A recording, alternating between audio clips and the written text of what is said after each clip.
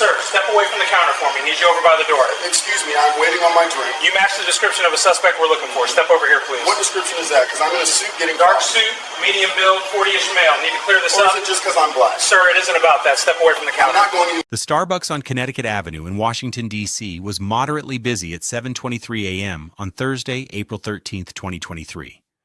The usual morning rush, lobbyists grabbing lattes before meetings, staffers picking up breakfast sandwiches, tourists studying maps while waiting for their orders. Nobody paid much attention to the well-dressed black man in the charcoal suit standing in line, checking his phone while waiting to order his usual grande dark roast, black, no sugar. Marcus Williams had ordered that same coffee from this same Starbucks probably 300 times in the past 4 years. The baristas knew him by name. They knew his order.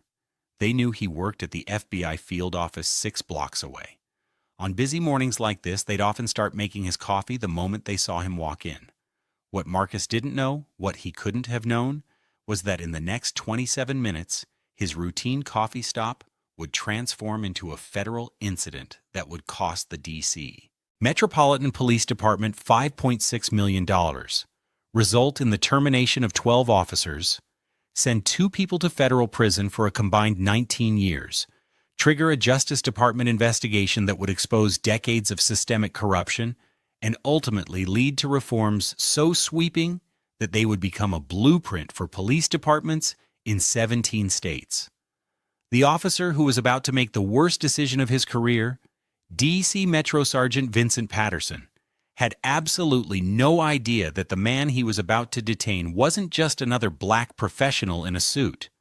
Marcus Williams was the special agent in charge of the FBI's violent crime and major offenders program for the entire Washington, D.C. field office. He supervised 87 agents. He had led investigations that resulted in the arrests of gang leaders, human traffickers, corrupt politicians, and yes, police officers who thought their badges made them untouchable. He had personally overseen 9 investigations into law enforcement corruption in the past 6 years. 6 of those investigations had resulted in federal indictments, and he was about to add a 7th. Before we go any further, I want you to drop a comment telling me where you're watching from. City, state, country, let me know. And if you believe nobody should be treated like a criminal for buying coffee, hit that subscribe button right now. This story is going to show you exactly how deep corruption can run and what happens when someone with real power decides to burn it all down. Marcus Jerome Williams was 44 years old, though people often guessed younger. He attributed it to genetics from his father's side and a disciplined fitness routine that included running 5 miles every morning before work. He had been with the FBI for 19 years, rising through the ranks faster than most agents ever managed. His path to the Bureau had been unconventional but impressive. Marcus grew up in Southeast D.C. in the Berry Farm neighborhood during the crack epidemic of the late 1980s and early 1990s. His father was a Metro Transit bus driver. His mother worked as an administrative assistant at Howard University. They weren't wealthy, but they were stable, which in that neighborhood at that time made them relatively fortunate. Marcus watched friends get pulled into gangs, saw classmates drop out of school, attended funerals for teenagers who died in drug-related violence. His parents had been relentless about education. His father worked double shifts to afford Catholic school tuition, first at St. Francis Xavier, then at Gonzaga College High School, one of the best prep schools in D.C. Marcus thrived there. He was a good student, not brilliant, but disciplined. He played football well enough to get recruited by small colleges. He graduated with a 3.6 GPA and multiple scholarship offers. He chose Georgetown University, staying close to home. He majored in criminology and government, fascinated by the intersection of law enforcement and policy. During his junior year, he did an internship with the FBI's Washington field office. That internship changed his life. He saw federal agents conducting sophisticated investigations, building complex cases, taking down criminal organizations that local police couldn't touch. He saw the power of federal resources combined with investigative expertise. He knew immediately that this was his career. After graduating from Georgetown with honors, Marcus applied to the FBI. The application process was grueling: background checks, psychological evaluations, polygraph tests, physical fitness assessments. Marcus passed everything. He was accepted to the FBI Academy in Quantico, Virginia in 2004 at age 25. The Academy training was intense: 21 weeks of academics, case exercises, firearms training, defensive tactics, and physical conditioning. Marcus excelled, graduating fourth in his class of 52. He was assigned to the FBI's New York field office, working organized crime cases. For 4 years, he investigated Russian and Albanian crime syndicates operating in Brooklyn and Queens.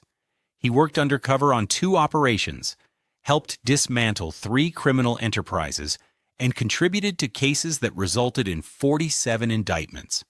In 2008, Marcus was transferred back to Washington, D.C., assigned to the Violent Crime and Major Offenders Program. This unit handled gang investigations, drug trafficking organizations, violent serial offenders, and crimes of violence that crossed state lines. Marcus proved himself quickly.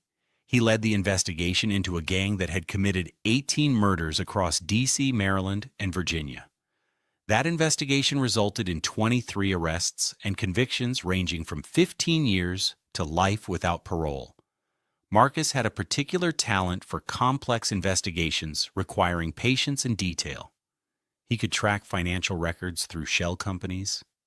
He could analyze phone records to map criminal networks.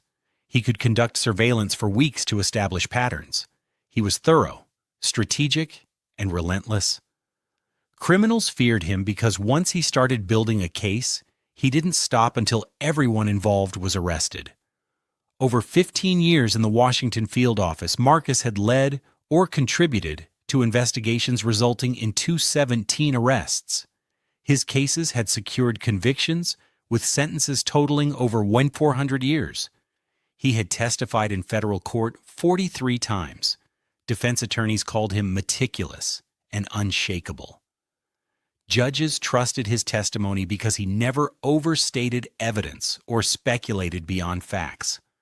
Marcus had also developed expertise in an area most FBI agents avoided: investigating corrupt law enforcement. Starting in 2017, Marcus had led or supervised 9 investigations into police officers accused of criminal conduct. These weren't minor infractions. These were cases involving evidence planting, drug trafficking, protection rackets, excessive force resulting in serious injury, and civil rights violations. 3 D.C. Metro officers had been convicted in 2018 of running a protection scheme for drug dealers. Marcus built that case. 2 Prince George's County officers were convicted in 2020 of planting guns on suspects to justify shootings. Marcus supervised that investigation.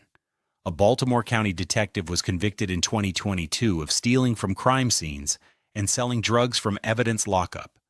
Marcus personally conducted that undercover operation. Police unions hated Marcus Williams. They called him biased.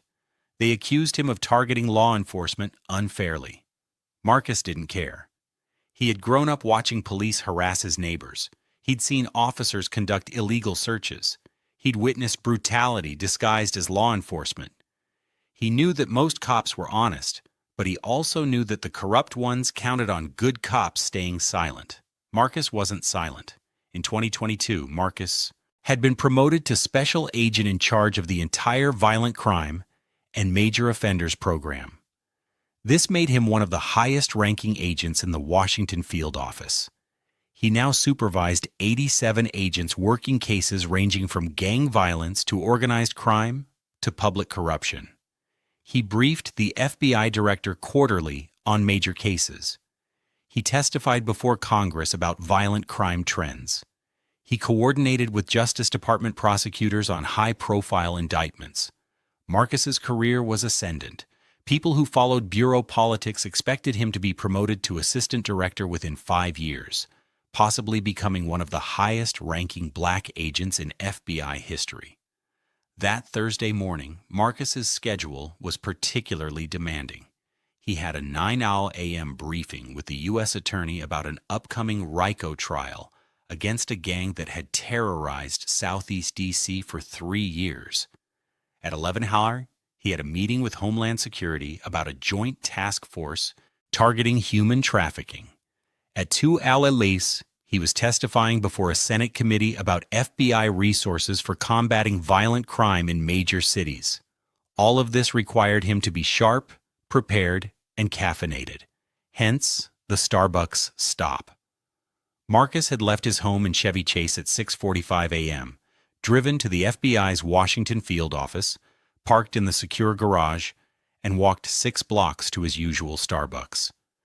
He was wearing his standard work attire, charcoal gray suit from Brooks Brothers, white dress shirt, burgundy tie, black wingtips polished to a shine. His FBI credentials were in his suit jacket pocket.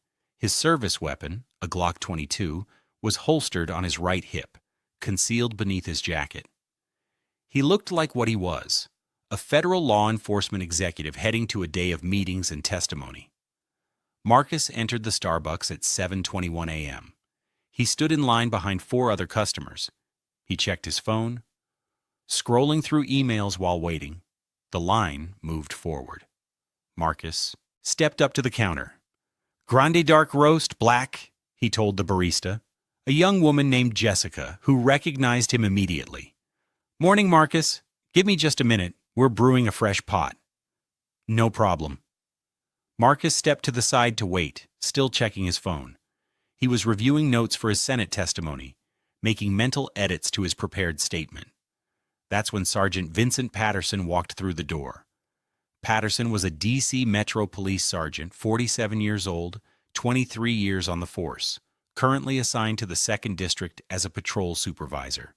He had stopped at this Starbucks during his shift because he wanted coffee and because the department had an informal arrangement with the manager, free coffee for officers in exchange for an increased police presence that supposedly deterred crime. Patterson ordered his coffee, and while waiting, he looked around the shop. His eyes landed on Marcus Williams, standing to the side, looking at his phone, wearing an expensive suit. Something about the image struck Patterson as wrong, off, suspicious. A black man in a suit in an expensive coffee shop shouldn't have been suspicious. But in Vincent Patterson's mind, shaped by 23 years of bias that had never been challenged or corrected, it was. Patterson didn't see a federal agent. He saw a potential suspect. He approached Marcus with his hand near his service weapon. "Sir, I need to see some identification, now." Marcus looked up from his phone, initially confused. He saw a D.C. Metro sergeant standing close, hand near weapon, expression hard. "I'm just buying coffee, officer. Is there a problem?" "You match the description of a suspect we're looking for. Hands out of your pockets, step away from the counter." Marcus's analytical mind processed this immediately. A suspect description, vague and meaningless, without specifics. He hadn't been doing anything remotely suspicious. He was standing in line, looking at his phone, waiting for coffee. This was a pretextual stop based on nothing but his race. Marcus had investigated dozens of cases like this. He knew exactly what was happening because he'd reviewed body camera footage and police reports documenting this exact scenario hundreds of times. "What description specifically?" "I'd like to know what reasonable suspicion you have for detaining me." Patterson's jaw tightened. Most people didn't ask questions. Most people complied immediately when confronted by police authority. The fact that this man was questioning him confirmed Patterson's suspicions. Black male, medium build, wearing dark clothing. That's you. Now show me ID or you're going downtown for obstruction. Marcus took a slow breath. The description was so vague it could match thousands of men in D.C. black male, medium build, dark clothing that described half the professional workforce in downtown Washington. It wasn't reasonable suspicion. It was racial profiling disguised as law enforcement. Marcus made a decision. He could show his FBI credentials immediately and end this, or he could let this play out just long enough to document everything before revealing who he was. He chose documentation. Officer, that description is so broad it's constitutionally meaningless. It doesn't establish reasonable suspicion for a Terry stop. What specific articulable facts make you believe I'm involved in criminal activity? Marcus was citing legal standards from memory. Terry v. Ohio, the Supreme Court case establishing when officers can conduct investigatory stops. He was speaking like a lawyer because he'd worked with federal prosecutors for 19 years. Patterson's face flushed. I don't have to explain myself to you. Show me identification right now. Am I being detained? Yes. On what legal basis? Matching a suspect description. What crime is this suspect alleged to have committed? Patterson hesitated. He hadn't actually received any suspect description. There was no call, no bulletin, no actual crime. He had made that up on the spot to justify stopping Marcus. And Marcus, with 19 years of investigative experience, recognized the hesitation for exactly what it was. There is no suspect description, is there? Marcus said quietly. You saw a black man in a nice suit and made an assumption. Have you ever been questioned by police for doing something completely normal? Type yes or no in the comments. The other customers in the Starbucks had stopped what they were doing. They were watching now. 2 people had pulled out phones and were recording. The baristas behind the counter had stopped working, looking worried. Patterson realized he was in a situation he couldn't easily escape. He had made a stop based on nothing. He had been challenged by someone who clearly understood the law. He was being recorded by multiple witnesses. He needed to either back down or commit fully to a course of action that would justify his initial stop. He chose to commit. Turn around and place your hands behind your back, Patterson said, pulling out his handcuffs. You're under arrest for obstruction of justice and failure to comply with a lawful order. Marcus stared at him. You're arresting me for questioning your legal authority to stop me? Turn around, now. Marcus made his own calculation. He could resist and risk escalation. He could show his credentials now and possibly de-escalate. Or he could comply. Let Patterson arrest a federal agent and ensure that what was about to happen to Patterson's career would be so thorough that it would send a message to every cop in D.C. who thought they could profile black professionals without consequences. Marcus chose option 3. I'm Special Agent in Charge Marcus Williams, FBI, Marcus said clearly, speaking toward the nearest phone recording the encounter. I supervise violent crime investigations in this field office.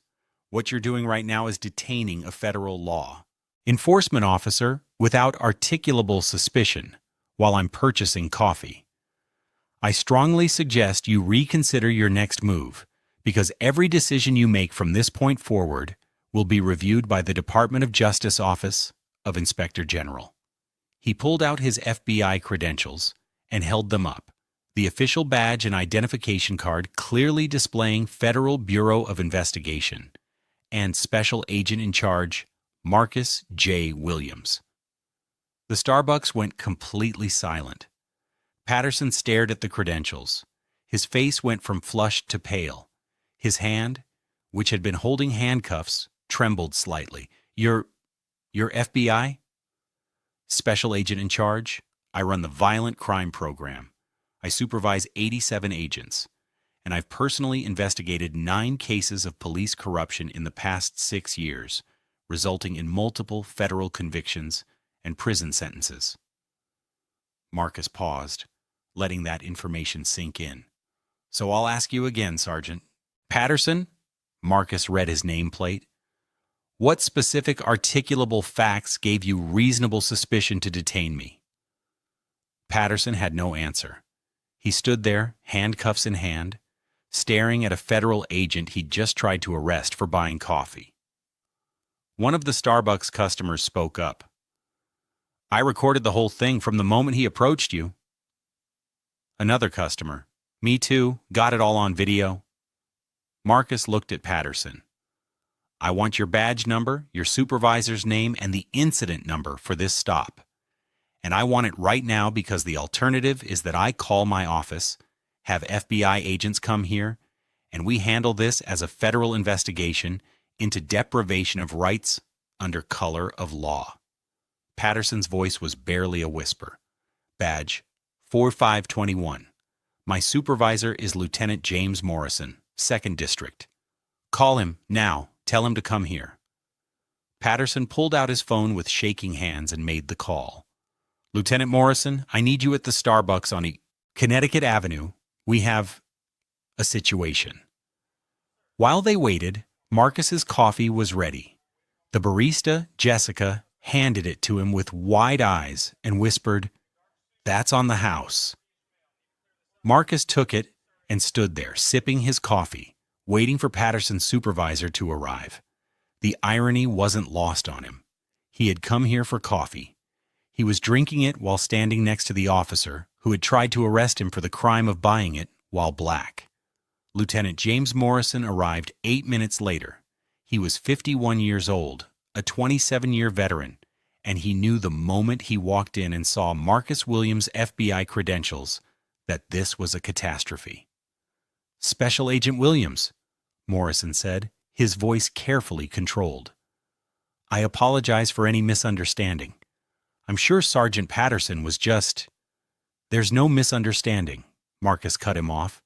Your sergeant saw a black man buying coffee and decided I matched a suspect description that doesn't exist when I asked for the legal basis of the stop. He threatened me with arrest. When I cited constitutional law, he pulled out handcuffs. He was about to arrest a federal law enforcement officer for obstruction because I questioned why I was being detained while ordering coffee. Morrison looked at Patterson, who had gone even paler. This will be reported to the FBI Office of Professional Responsibility, the Department of Justice Inspector General, and the D.C. Metropolitan Police Internal Affairs Division, Marcus continued. I want a full report from Sergeant Patterson documenting his basis for this stop. I want any CAD records or dispatch calls he claims to have been responding to. I want his body camera footage. And I want all of it delivered to my office by end of business today. Morrison nodded quickly. Yes, sir. You'll have everything. One more thing, Marcus said. I've been coming to this Starbucks for 4 years. Same time, same order, 3 or 4 times a week. Has Sergeant Patterson ever been assigned to patrol this area? Morrison pulled out his phone and checked assignment records. His expression confirmed Marcus's suspicion before he spoke. He's been assigned to this patrol sector for 11 months. So he's probably seen me here dozens of times. Black man in a suit, buying coffee, same routine. Never suspicious before. What was different today, Lieutenant? Morrison had no good answer. I'll tell you what was different, Marcus said. Today he decided to assert his authority. Today he saw an opportunity to stop someone he assumed wouldn't push back. Today he thought he could get away with it. Marcus finished his coffee, threw the cup away, and looked at Patterson one last time. You have no idea how badly you just screwed up. Then he walked out of the Starbucks and headed to his office, already composing the email he would send to the FBI director, the Justice Department Inspector General, and the head of D.C. Metro's Internal Affairs Division. By the time Marcus arrived at his office at 8:07 a.m., he had decided this wasn't going to be handled quietly. Too many black professionals had been stopped, questioned, detained, and arrested for doing ordinary things. Too many of those incidents had been resolved with apologies and promises to do better. Too many officers had faced no real consequences. Marcus Williams had the power to ensure this one would be different. He called his assistant. Cancel my 9:00 a.m. meeting. Reschedule the Senate testimony. Clear my morning.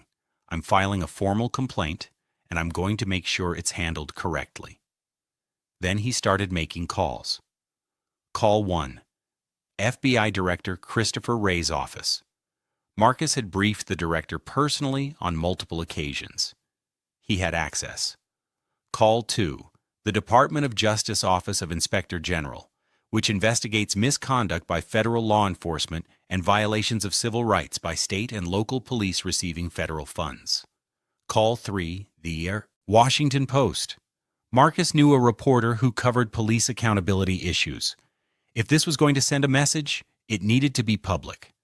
Call 4, his attorney, a civil rights lawyer named Patricia Chen, who had won $23 million in settlements from various police departments over her career. Patricia, I need you to sue the D.C. Metropolitan Police Department. Marcus, what happened? He told her everything. When he finished, there was a long pause. They tried to arrest you for buying coffee. Yes? While you were wearing a suit and displaying no suspicious behavior whatsoever. Correct? This is going to be enormous. I know, make it count. By noon, the story had broken.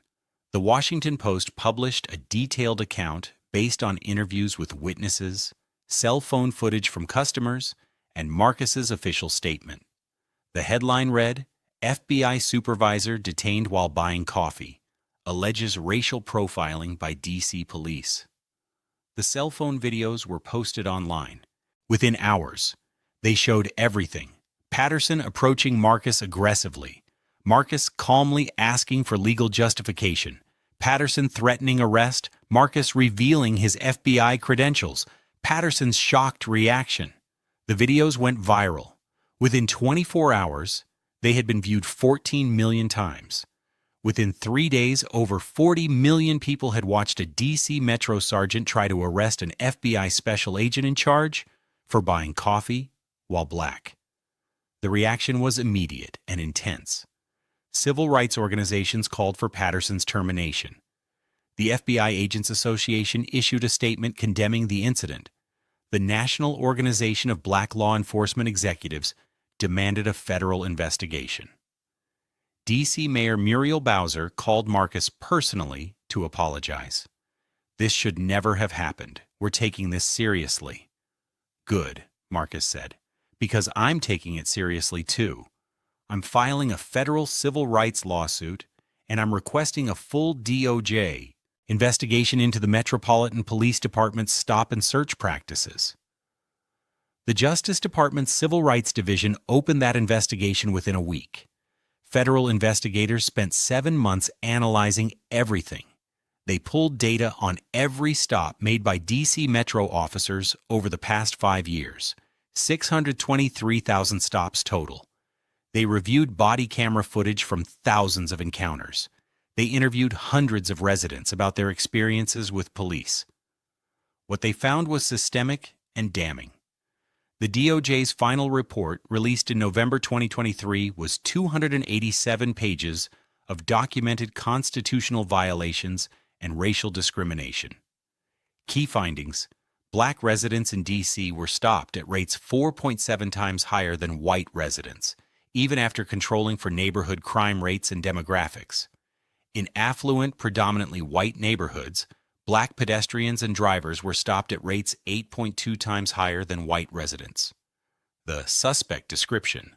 Justification was used in 47% of stops involving black individuals, but only 9% of stops involving white individuals. When officers claimed someone matched a suspect description, they could produce an actual call or bulletin only 23% of the time. Officers conducted searches during 34% of stops involving black individuals, but only 11% of stops involving white individuals.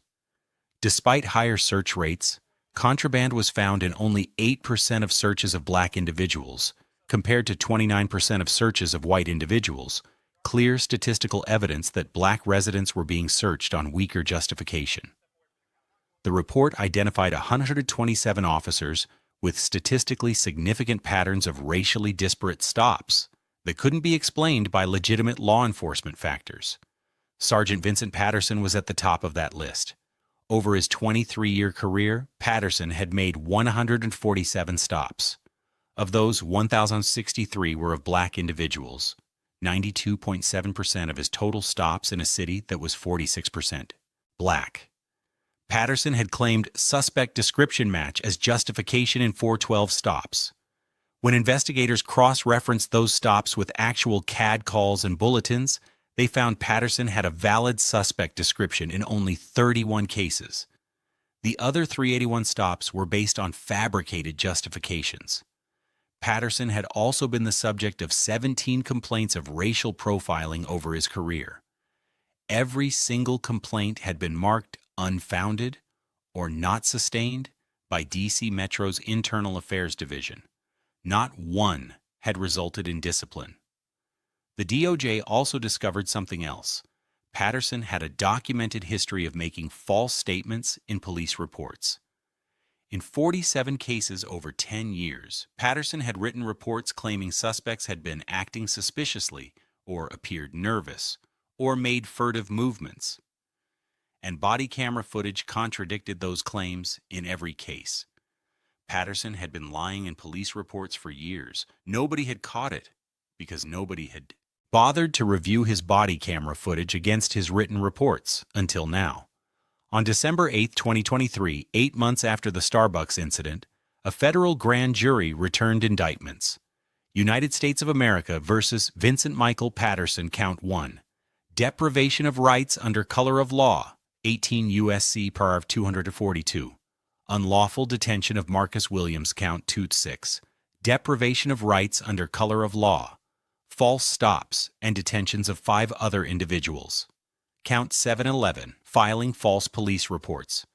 18 U.S.C. Paragraph 1001. Count 12, conspiracy to obstruct justice. But Patterson wasn't the only one indicted. The grand jury also charged Lieutenant James Morrison with conspiracy to obstruct justice and misprision of felony for deliberately failing to report Patterson's pattern of misconduct. They charged 2 internal affairs investigators with conspiracy to obstruct justice for dismissing valid complaints against Patterson without proper investigation. And they charged D.C. Metro's Assistant Chief of Patrol, Robert Hendricks, with conspiracy to obstruct justice for being aware of Patterson's complaint history and promoting him to sergeant anyway. 5 people indicted, all for their roles in either committing or enabling years of constitutional violations. The trial began in March 2024. Marcus testified for a full day, walking the jury through not just his own experience, but his analysis of Patterson's pattern based on the DOJ investigation. Sergeant Patterson stopped me because he saw a black man in a location where he thought I didn't belong, Marcus told the jury. It didn't matter that I was wearing a suit. It didn't matter that I was doing nothing suspicious. In his mind, black people in expensive coffee shops buying expensive coffee are inherently suspicious. And he's been operating on that assumption for 23 years, making over 1,000 stops based on race rather than reasonable suspicion. The prosecution called the 5 other victims named in the indictment. All were black professionals, a doctor, 2 lawyers, a software engineer, and a teacher. All had been stopped by Patterson for vague reasons. All had been questioned aggressively. 3 had been searched. 1 had been arrested for obstruction when he asked why he was being stopped. All of them had filed complaints. All the complaints had been dismissed. The cell phone videos from the Starbucks were played for the jury repeatedly. They watched Patterson approach Marcus with his hand on his weapon. They watched Marcus calmly cite constitutional law. They watched Patterson threaten arrest. They watched Marcus reveal his FBI credentials and Patterson's horrified reaction. Several jurors looked angry when the videos ended. The defense attempted to argue that Patterson had been doing his job in good faith, based on his training and experience. The prosecution destroyed that argument by calling a police procedures expert who testified that nothing Marcus had been doing could possibly constitute reasonable suspicion under any legitimate interpretation of Terry v. Ohio. Standing in line to buy coffee is not suspicious, the expert testified. Looking at your phone while waiting is not suspicious. Wearing a suit in a coffee shop is not suspicious. There was no legal basis for this stop, 0. The jury deliberated for 11 hours over 2 days. On March 27, 2024, they returned their verdict. Vincent Patterson, guilty on all counts. James Morrison, guilty on all counts. The two internal affairs investigators, guilty on conspiracy. Assistant Chief Robert Hendricks, guilty on conspiracy. The sentencing hearing was held on May 15, 2024. Federal Judge Catherine Morris, who had presided over the trial, had strong words for all 5 defendants. Mr. Patterson, you violated the constitutional rights of Special Agent Williams and numerous other individuals over many years. You lied in police reports, you fabricated suspect descriptions, you treated black residents as inherently suspicious simply because of their race. You betrayed your oath and corrupted the badge you wore. Judge Morris paused. The guidelines suggest 12 to 15 years. Given the extensive pattern of misconduct and the abuse of authority, the sentence of this court is 14 years in federal prison. Morrison received 5 years. The internal affairs investigators each received 3 years. Assistant Chief Hendricks received 7 years for his supervisory role in enabling the pattern.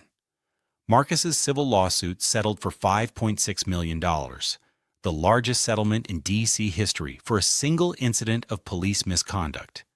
The settlement required comprehensive reforms, complete restructuring of D.C. Metro's Internal Affairs Division with independent civilian leadership, termination of 12 officers with documented patterns of racially disparate stops, implementation of an early warning system flagging officers after 3 complaints, all stop data analyzed quarterly by Race with Public Reporting body camera, footage automatically reviewed when complaints are filed, mandatory bias training, 120 hours initial, 40 hours annual, creation of a community oversight board with subpoena power federal monitoring for 7 years, independent prosecution of police misconduct cases. Marcus donated the entire $5.6 million to organizations providing legal services to people who couldn't afford attorneys in civil rights cases. I didn't file this lawsuit for money, Marcus said at a press conference. I filed it to create change, to protect people who don't have FBI credentials and can't fight back the way I could. The fallout was extensive. D.C. Police Chief Robert Conti resigned under pressure. 3 deputy chiefs were forced to retire. The entire Internal Affairs Division was disbanded and rebuilt from scratch with civilian leadership. The D.C. Council passed emergency legislation, the Marcus Williams Police Accountability Act, requiring independent investigation of all complaints against officers and creating criminal penalties for supervisors who deliberately ignore patterns of misconduct. Vincent Patterson is currently serving his sentence at FCI Cumberland in Maryland. He'll be eligible for release in 2038. His law enforcement certification was permanently revoked. His pension was forfeited. Marcus Williams continued his work at the FBI. He was promoted to assistant director in 2025, becoming one of the highest-ranking black agents in bureau history. He now oversees violent crime programs nationwide. He still gets coffee at the same Starbucks. The manager put up a small plaque near the counter. In April 2023, FBI Special Agent in Charge Marcus Williams was unlawfully detained at this location while purchasing coffee. His courage in demanding accountability led to reforms protecting thousands. May we never forget that justice requires constant vigilance. The cell phone videos are still online, still being viewed, still being taught. Over 75 million people have watched them. They're used in FBI training, law school classes, and police academies nationwide. What's your biggest takeaway from this story? Drop it in the comments. If this showed you why accountability matters even for the most powerful among us, subscribe. We're bringing you more stories that prove change is possible. Marcus Williams had every advantage. He was FBI. He supervised major investigations. He had the knowledge, resources, and institutional power to fight back. And he still got stopped for buying coffee while black. Think about everyone without those advantages. Everyone stopped in their own neighborhoods. Everyone questioned for being in places they belong. Everyone who doesn't have FBI credentials. Marcus's case shows racial profiling affects everyone. But it also shows accountability is possible when people refuse to accept injustice. Thanks for watching. If this changed how you think about bias in policing, share it. Subscribe for more stories proving justice is possible when people demand it. Final question.